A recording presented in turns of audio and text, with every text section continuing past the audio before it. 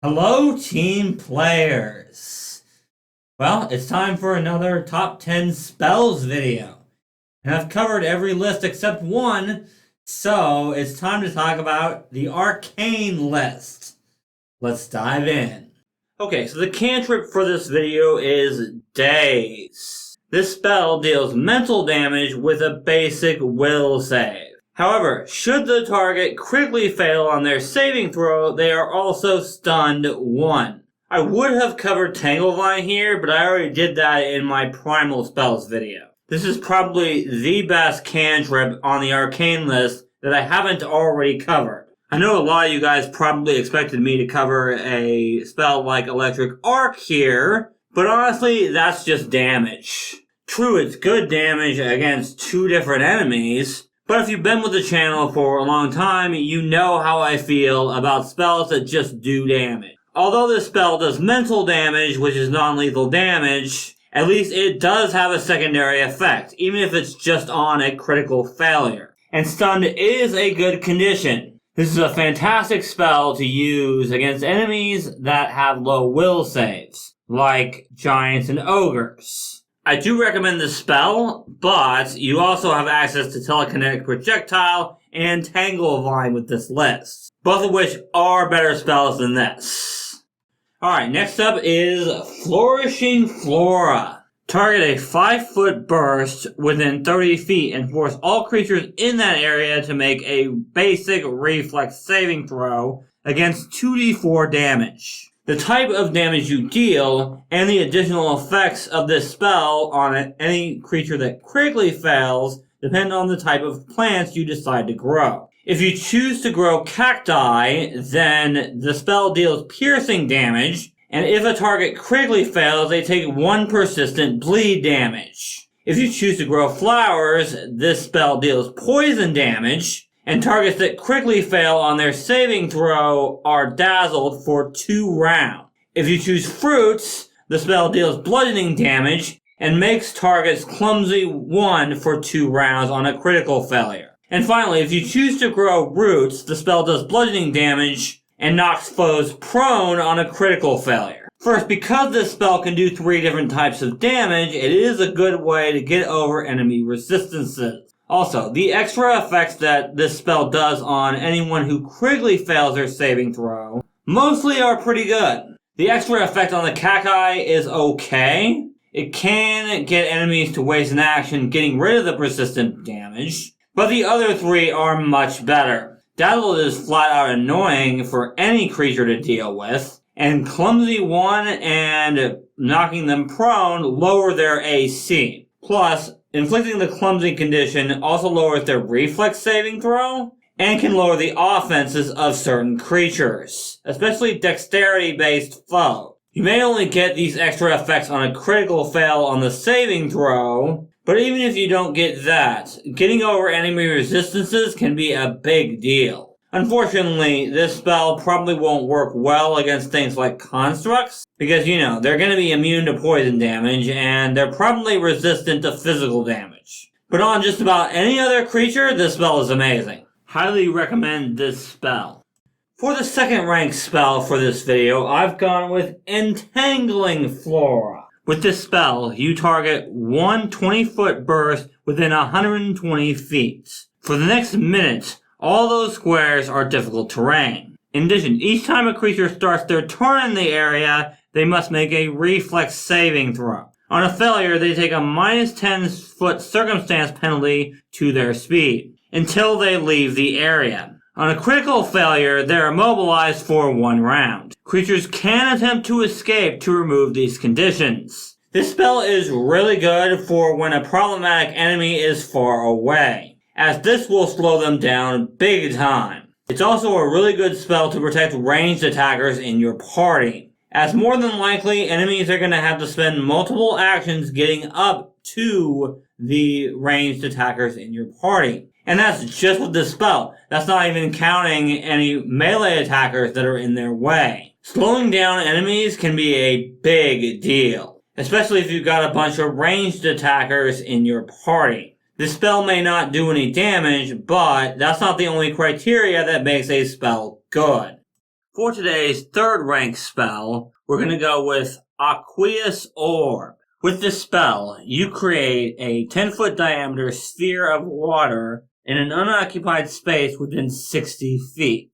When you cast this spell, and every time you sustain it, you can move the sphere 10 feet in any direction, as long as you move it along the ground or on the surface of a liquid. The orb can move through the spaces of any creatures or obstacles that wouldn't stop the flow of water. The sphere can engulf any creature of large size or smaller whose space it moves through, and it can contain as many creatures as can fit in its space. So that's generally one large creature or 4 medium or smaller creatures. Any large or smaller creature whose space the orb tries to move through must make a reflex saving throw. On a successful saving throw, the target can either move out of the way of the orb or allow itself to be pushed in front of the orb to stop its movement. On a failure, the creature is engulfed by the orb. An engulfed medium or smaller creature, and anyone trying to affect that creature,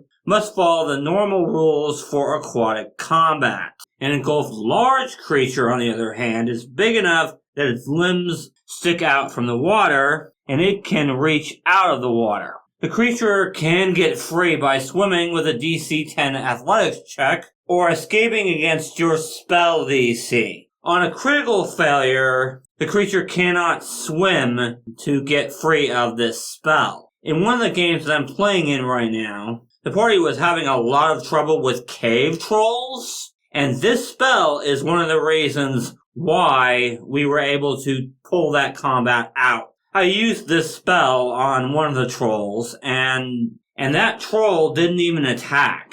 It just tried to escape. Luckily, it critically failed on its initial save, so it couldn't just swim out. So I was able to take one troll out of the fight completely with this spell. And the best part about this spell is no incapacitation traits. So even a creature that is good at acrobatics or athletics and can use an escape action might not even make that check.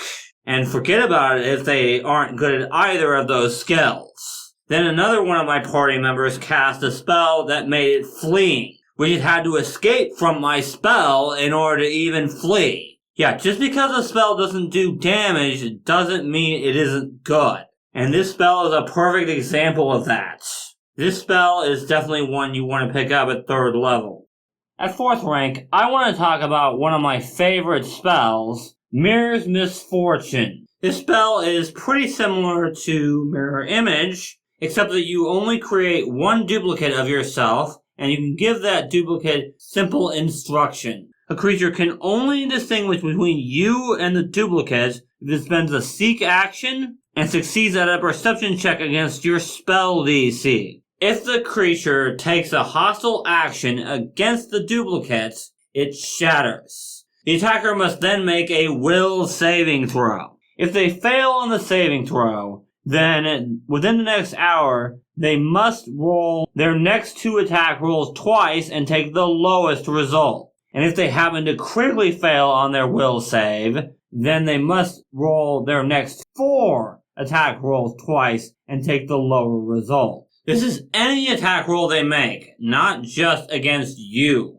which is a pretty big deal. Not only does this spell protect you, but it also protects your allies. Because if they want to attack you, they have to figure out who's the duplicate and who is the real you. And if they attack the duplicate and fail on their will save, then they have disadvantage on at least their next 2 attack rolls. Advantage and disadvantage on any roll in Pathfinder 2e is extremely rare. And remember guys, even on-level monsters are going to be stronger than you. Meaning that this is a fantastic spell to use in any encounter you're having trouble with. But it's particularly effective against boss fights.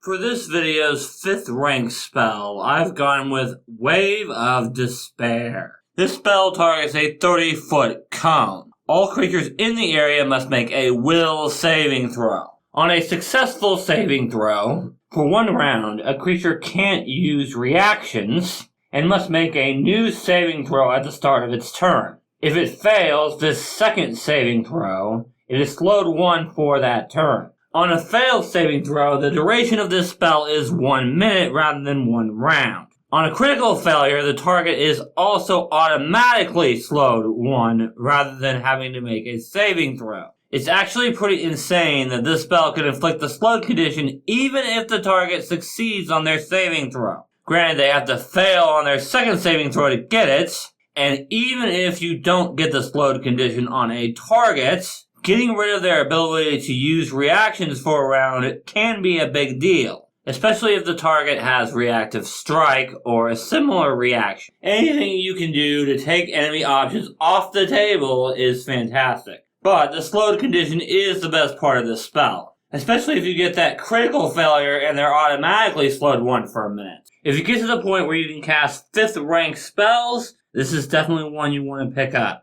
At 6th rank, I've gone with Frost Pillar. You can target 1 creature within 30 feet who must make a reflex saving throw. On a successful save, the target is pushed into an adjacent empty space of its choice. Otherwise, the creature becomes restrained as it is frozen in the ice. The ice has AC 10, Hardness 10, and 60 hit points. It is immune to critical hits, cold damage, and precision damage. But it also has weakness 15 to fire. If the ice is destroyed, then the creature inside is freed and the spell ends. This spell is a fantastic way of taking problematic enemies out of the fight, and it may even take other enemies out of the fight as well, as if you use this on a boss, the minions may try to free the boss, in which case they are wasting actions freeing the boss rather than attacking you. And you and your party can be attacking them while they're trying to do this. True that once you use this spell on a creature, you're not going to be able to do much to that creature without freeing them, but in fights with multiple enemies, this is a fantastic spell. I highly recommend this one.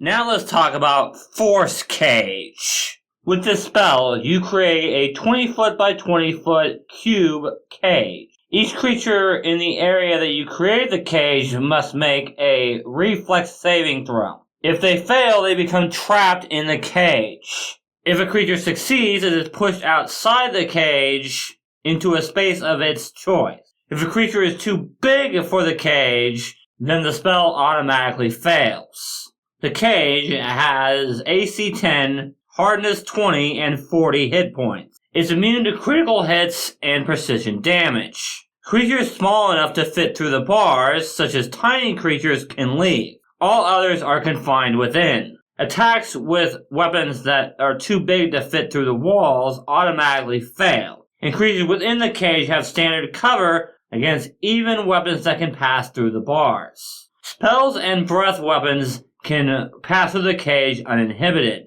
This spell is immune to counteracting effects of its rank or lower, but is automatically destroyed by a disintegrate spell or contact with a rod of cancellation or a sphere of annihilation. This spell is so good, there's even memes about it. I have one on screen right here. How Force Cage is being used in the memes is actually a perfect teamwork strategy. And you can even combine this with spells like Silence and Slither to really put the hurt on whoever you're trapping in the Force Cage. Plus, even if you can't take advantage of this strategy, this is another way to take a problematic enemy out of the fight, especially if they're not a ranged attacker. Again, if you get high enough that you can cast 7th rank spells, this might be one to pick up.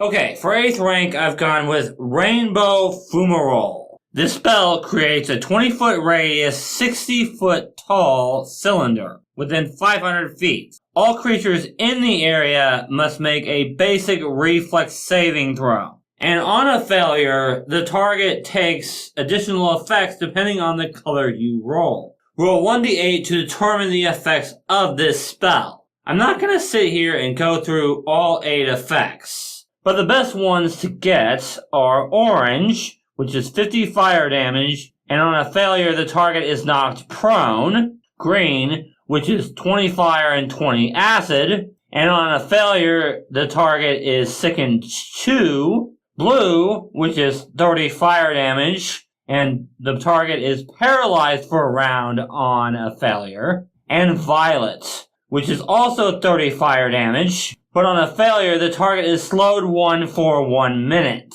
And of course, if you roll an 8, you get all colors, and can choose which color affects which creatures. Overall, the only one you really don't want to get is a 1, because all that does is fire damage and persistent fire damage with no additional effects. Anyway, if you're interested in what the other colors can do, the table is on screen. So most of the time, this is going to be good damage and an additional effect if they fail on their reflex save. Plus difficult terrain in the area. Overall, a really good spell, but you gotta be careful about where and when you cast this spell, as it is all creatures in the area, not just enemies. Therefore, the best use of this spell is when enemies are far away, as this will damage them, give them a detrimental effect, and slow them down.